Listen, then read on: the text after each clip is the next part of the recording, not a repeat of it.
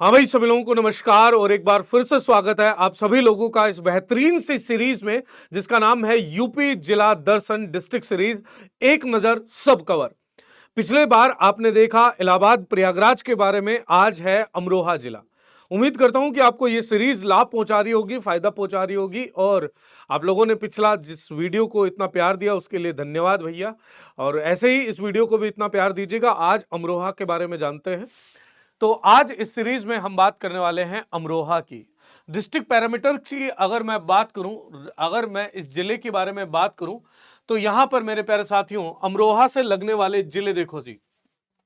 अमरोहा के अगर आप नजर डालते हो पूर्व के अंदर, तो पूर्व में दिखता है मुरादाबाद। कौन सा बाद? मुरादाबाद दोस्तों, जिसे पीतल नगरी के नाम से जाना जाता है। किस नाम से? पीतल नगरी के नाम से जाना जाता है। मुरादाबाद वैसे भी फेमस है। नॉइज पॉल्यूशन में भारत में सबसे ज्यादा नॉइज पॉल्यूशन आपको देखने को मिलता है। कहां पर? मुरादाबाद के अंदर। मुरादाबाद से लगता हुआ एक जिला है जिसका नाम है अमरोहा दोस्तों। अमरोहा में अगर मैं बात करूं उत्तर की तरफ, तो उत्तर की तरफ मिलता है बिजनौर। ये यहां पर अमरोहा में ऊपर की तरफ यहां पर लगेगा बिजनौर दोस्तों। और अगर जाते हो आप पश्चिम में, तो पश्चिम में आपको लगता है धनोरा। और फिर नीचे की तरफ आते हो तो हसनपुर और संबल दोस्तों। ये अमरोहा के चारों तरफ स्थित जिले हैं।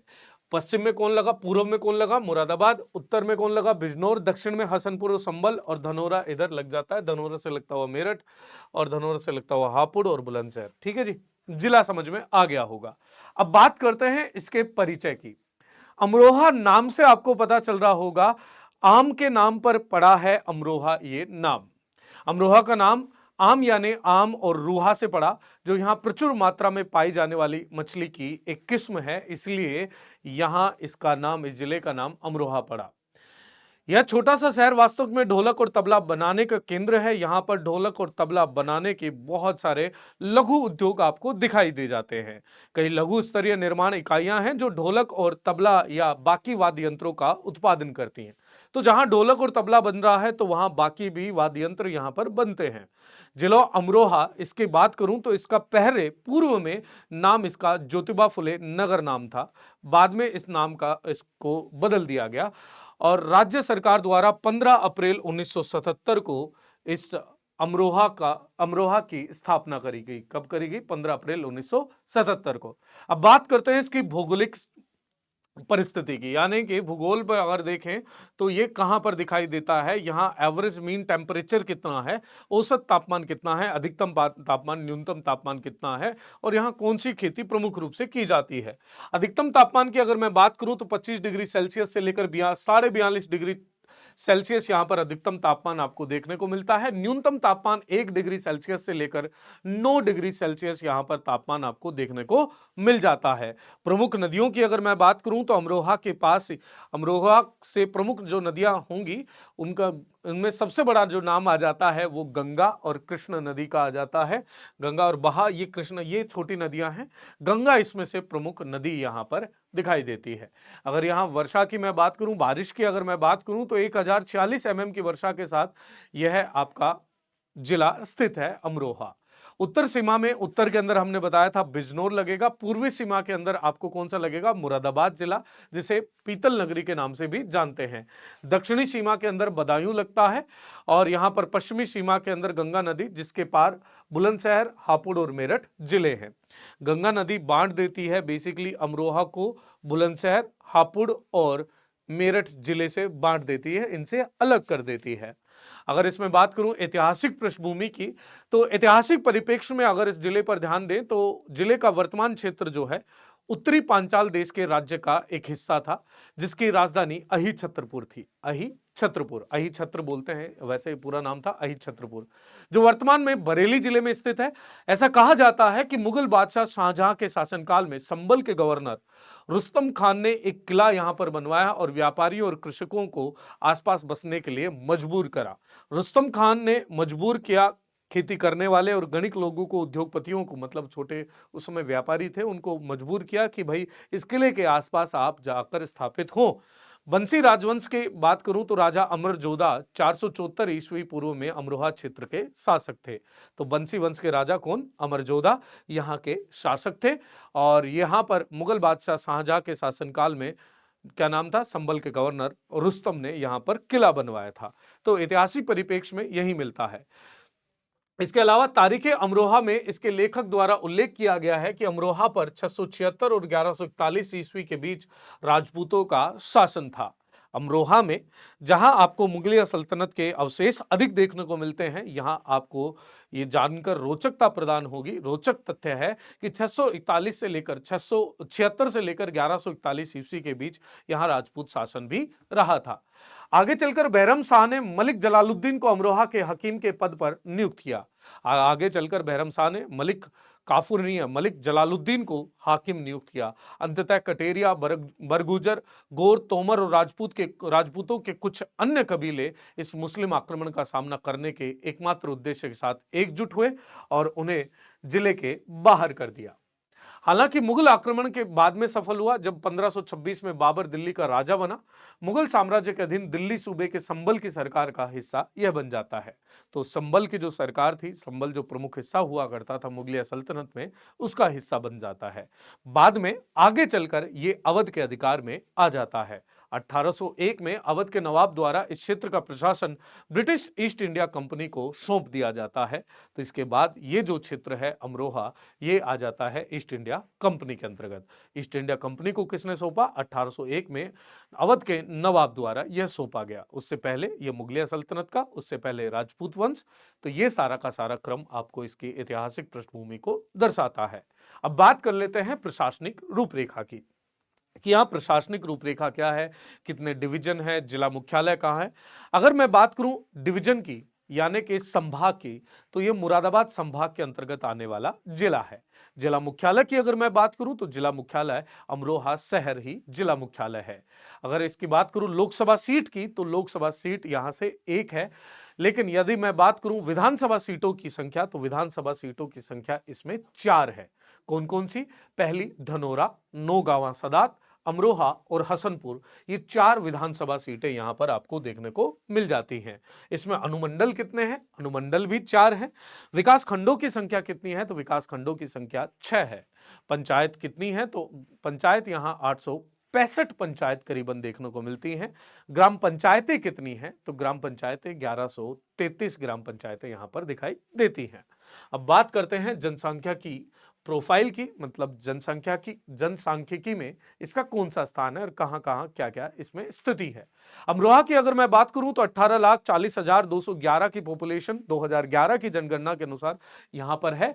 जनसंख्या घनत्व की अगर मैं बात करूं तो 811 का जनघनत्व यहां पर देखने को मिलता है। जनसंख्या वृद्धि दर यहां उच्च देखने को मिलती है।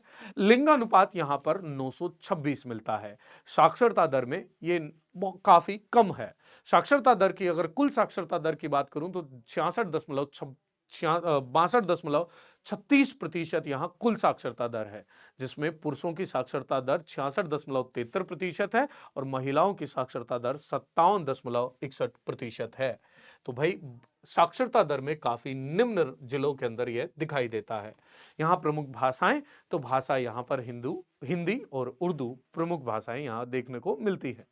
आर्थिक रूपरेखा की बात करूं तो प्रति व्यक्ति आय 90,000 के करीबन यहां पर प्रति व्यक्ति आय है। प्रमुख फसलों की अगर मैं बात करूं तो प्रमुख फसल यहां पर गन्ना, चावल, धान और अरहर यहां पर प्रमुख फसलें हैं। अंचल में प्रमुख फसल अंचल में प्रमुख फसल गेहूं गन्ना आधारित फसल प्रणाली प्रचलित है। स्थित मिट्टी के प्रकार, पीएच, खेती प्रणाली, प्रमुख फसलें, लाइव स्टॉक। अरे ये ठीक है, ठीक है। प्रमुख फसल यहां पर कौन कौन सी है? तो प्रमुख फसल यहां पर आपको मिल जाती है गन्ना। गन्ने के अलावा यहां पर आपको गेहूं भी दिख जाता है, चावल भी दिख जाता है, लेकिन गन्ना यहां प्रमुख रूप से है। उद्योगों की अगर मैं बात करूं तो अमरोहा जो जाना जाता है वो आम के उत्पादन के लिए। जैसा कि आपको पता ही होगा, आम उत्पादन में अगर कोई राज्य ढूंढा जाए तो सर्वोच्च स्थान पर आम का राजा यहां पर उत्तर प्रदेश है, और आम में भी अमरोहा जिस जिले का नाम ही आम से पड़ा हो तो आपको पता चल गया होगा कि आम के उत्पादन के लिए जाना जाता है। मेरे एक दोस्त है तो आम के कट्टे भर भर के लाता था। अमरोहा के कुछ उद्योगों में कपास, वस्त्र और छोटे पैमाने पर सूती कपड़े का भी उद्योग किया जाता है। लघु और सूक्ष्म उद्योगों में मैंने आपको बताया, यहाँ पर ढोलक और तबला उत्पादन भी किया जाता है, बनाए जाते हैं। हथकरघा, मिट्टी के बर्तन बनाना, चीनी मिट्टी, माध्यमिक उद्योग में कालीन निर्माण, लकड़ी के हस्तशिल्प और ढोलक निर्माण यहाँ पर प्रमुख रूप से शामिल है। यातायात की अगर मैं बात करूं तो यहां से NH-24 यहां पर आपको दिखाई देता है और NH-24 यहां से जा रहा है। इसके अलावा आगे चलकर जब आप जाते हो, ये जो NH-24 है ये चौड़ा होता हो गया, अब तो 6 लेन का हो गया होगा। रेलवे की अगर बात करें तो रेलवे में प्रमुख रूप से 1885 में स्थापित उत्तर प्रदेश के अमरोहा जिले का एक मुख्य रेलवे स्टेशन है, अमरोहा के नाम से, जिसका कोड है AMRO। यह कोड है। ये पूरा का पूरा अमरोहा शहर में आने वाले लोग इस रेल का उपयोग लेते हैं। इसमें कितने प्लेटफॉर्म है? इसमें 3 प्लेटफॉर्म है, बाकी सारी चीजें नॉर्मल है। अमरोहा का निकटतम हवाई अड्डा पंतनगर हवाई अड्डा है, जो कि मेरे प्यारे साथियों 98 किलोमीटर दूर है। आसपास के अन्य हवाई अड्डों में दिल्ली, देहरादून शामिल है। तो इस तरीके से यहाँ यातायात की है। अब बात करते हैं वनस्पति और जीव विज्ञान की। तो यहाँ पर वनस्पति और जीव विज्ञान को प्रोत्साहन देने के लिए हस्तिनापुर वन्य जीव अभ्यारण्य यहाँ पर दिखाई देता है। हस्तिनापुर वन्य जीव अभ्यारण्य उत्तर प्रदेश भारत के गंगा मैदानों में एक संरक्षित क्षेत्र है। यह 1986 में स्थापित किया गया। मेरठ, मुजफ्फरनगर, गाजियाबाद, बिजनौर, मेरठ और अमरोहा जिले में 2073 किलोमीटर यानी कि 800 वर्ग मील को कवर करता है। उचित अधिसूचना की कमी के कारण इस क्षेत्र में अवैध शिकार और वन्य जीवों के लिए कई अन्य खतरों की जांच के लिए आवश्यक सुरक्षा का आनंद नहीं लिया गया। मतलब यहाँ पर वन्य जीवों को हत्या कर दी जाती है, उसके लिए काफी बार ये चर्चा में आता है। अब बात करते हैं हस्तिनापुर वाइल्ड लाइफ सेंचुरी की। हस्तिनापुर वाइल्ड लाइफ सेंचुरी कहां पर पड़ती है? ये आपकी पड़ती है मेरे प्यारे साथियों अमरोहा के अंदर।